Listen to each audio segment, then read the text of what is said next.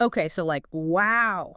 Lauren Boebert at Beetlejuice the musical. You know, like allegedly grabbing someone's crotch. It's almost too on brand, isn't it? Yeah. But that's what makes this whole thing so fascinating. It's not really about the scandal itself. Right. It's like I was thinking about that point Dan Soder made on Tim Dillon's podcast. Like he said that her base is probably more surprised that she was even at a Broadway show in the first place. Exactly. Then that she acted up during it. Yeah. Yeah. This isn't just about one politician's behavior, though. Right. It sort of reveals something about how these figures really do often embody the values, even the maybe less savory ones, of their constituents.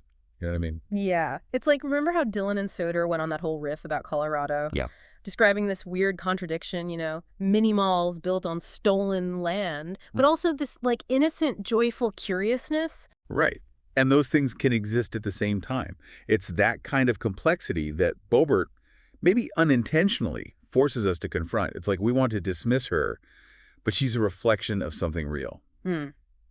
It definitely makes you think about the American West in a different way. Yeah, it does. It does. It's not all cowboys and open spaces, Yeah. right? There's a darkness there, too. Yeah. Okay. So moving on. So dive a little deeper. Yeah, let's dive into this whole other aspect. So it's like we're talking about these different realities people are living in, right?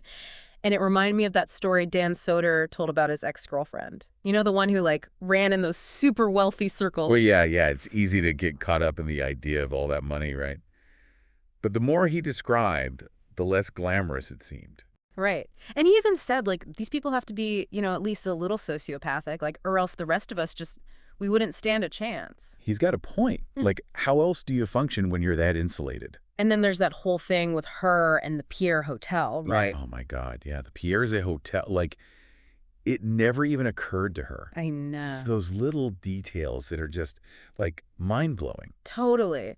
Because it shows you just how different their worldview really is. And it's not even that they're, like, actively malicious or anything. It's like they're just so removed from how most people experience the world. Right. And maybe that's even scarier, you know? Yeah. Because it makes you wonder about the limits of empathy. Like, how much can you really understand someone who lives in a completely different reality? Exactly. It's like that thing Dillon and Sater were joking about, how all these women they know are on Valium compared to, like, you know, our parents' generation, all those boomers with their emotions on full blast all the time. Oh, totally. And it makes you wonder if it's not just a generational thing, but also a class thing, you know? Right. Like, are they really feeling that much less, or are they just better at hiding it? Exactly.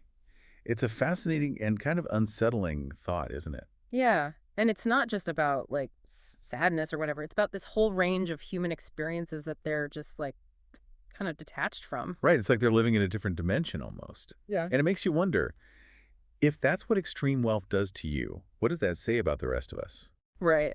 Okay, so speaking of being detached from reality, it's like that whole thing with the Hollywood strikes. Well, yeah, totally. It's like they're in their own little bubble. Completely. It's like Dylan was saying, most people outside of LA, they barely even noticed the strikes were happening. Yeah, like the world is going to end if actors didn't get, you know, their preferred catered lunches. Exactly. And it just makes you wonder, like, how much of what we see in the media, how much of it is really just, like, their own internal drama? Oh, I think a lot of it is. It's like they're so used to being the center of attention, they forget that the rest of us have our own lives going on. And that we're not all, like, dying to know the latest gossip about who's dating who in Hollywood. Right, and it's not just the gossip. It's the constant need for everything to be about something. Like, remember Dylan's point about don't look up? Oh, yeah. Like, it was a fine movie and all, but yeah, it was fine. It was almost like they were trying too hard to make it this big, important statement. It's like they couldn't just let the story speak for itself. They had to hit you over the head with the message.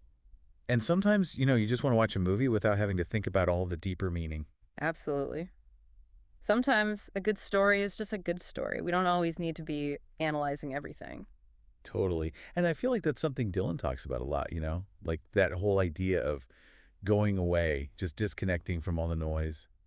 It's so important, especially these days, when we're constantly bombarded with information, with opinions, with everyone telling us what to think. It's exhausting. Right. It's like sometimes you just need to step away from all of it and just like be totally, and to just say, I don't know, like we don't have to have an opinion on everything. Exactly.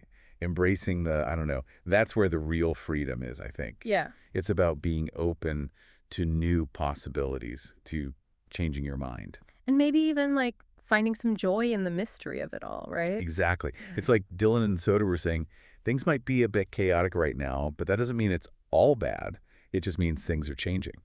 And who knows, maybe those changes will lead to something even better than what we had before. It's definitely something to think about. It is. Well, on that note, I think we'll leave it there for today, but this is definitely a conversation that I think we could keep having. Oh, absolutely. There's always more to unpack. Always. So until next time, thanks for joining us on this deep dive. Yeah, thanks for listening, everybody.